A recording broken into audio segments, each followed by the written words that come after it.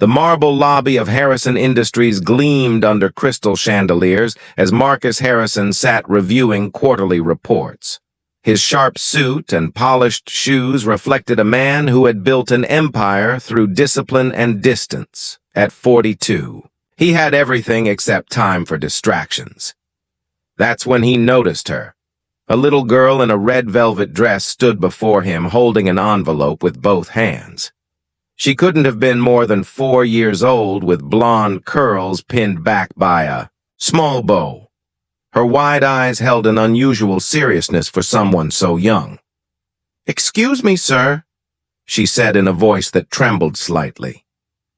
"Can you read this letter?" Marcus glanced at his watch. He had a board meeting in 20 minutes. "Where are your parents?" "Sweetheart, please," she insisted, pushing the envelope toward him. "It's very important." Something in her tone made him pause. He took the envelope and noticed it was addressed simply to someone who will listen. Inside was a letter written in shaky handwriting. "Dear kind person, my name is Grace, and I am writing this for my daddy. He says I'm very brave, but I don't feel brave. The doctors say I have something wrong with my heart, and I need a special operation. Soon Daddy works 2 jobs, but we don't have enough money. He cries at night when he thinks I'm sleeping. I asked him what I could do to help.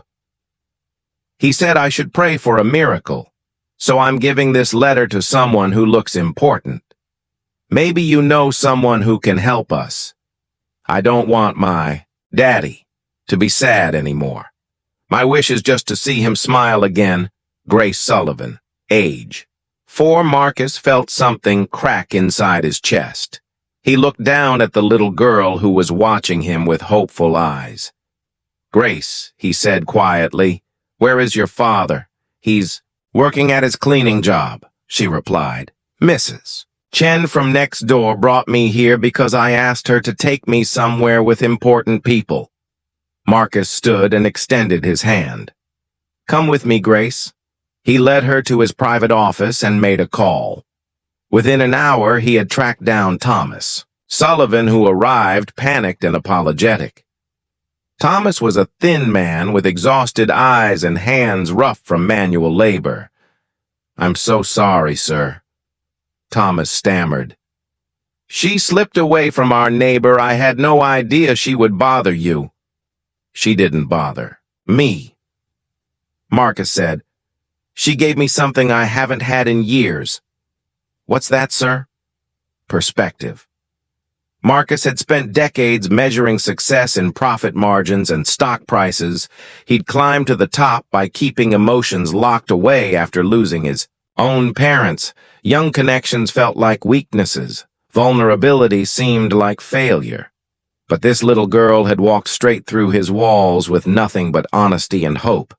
"Mr. Sullivan," Marcus continued, "I'm going to make some calls about Grace's surgery." Thomas shook his head. "Sir, I can't accept charity." "It's not charity," Marcus replied. "Consider it an investment." Over the following weeks, Marcus arranged for Grace to see the best cardiac surgeons in the country. He covered every expense, but something unexpected happened. He found himself visiting Grace in the hospital, not out of obligation, but because he wanted to. She told him stories about butterflies and asked him questions about clouds. She reminded him that life existed beyond boardrooms and balance sheets. The surgery was successful. When Grace woke up, she smiled at her father, and then at Marcus. "Thank you for reading my letter," she whispered. Marcus felt tears forming for the first time in 20 years. "Thank you for giving it to me, Grace." Thomas gripped Marcus's hand. "I don't know how to repay you." "You already have," Marcus said. "Your daughter taught me something my degrees and experience never could." "What's that?" "That sometimes the most important business we can do is simply being human."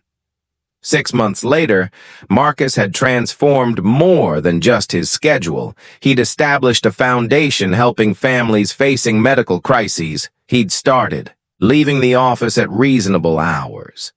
He'd even begun volunteering at the children's hospital where Grace had stayed one afternoon. Grace visited his office with her father. She was healthy now, with color in her cheeks and energy in her step.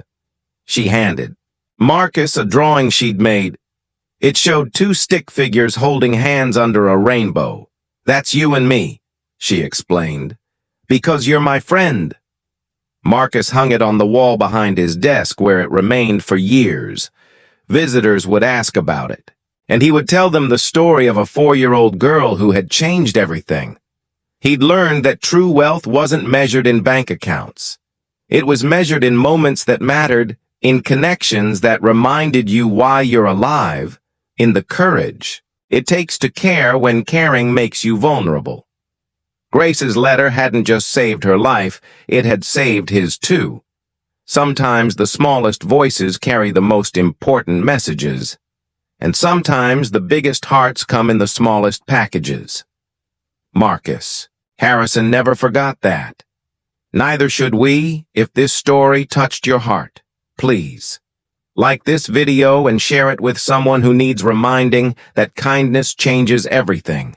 Subscribe for more stories that celebrate the human spirit and leave a comment telling us about a time when a small act of compassion made a big difference in your life. Your story might be exactly what someone else needs to hear today.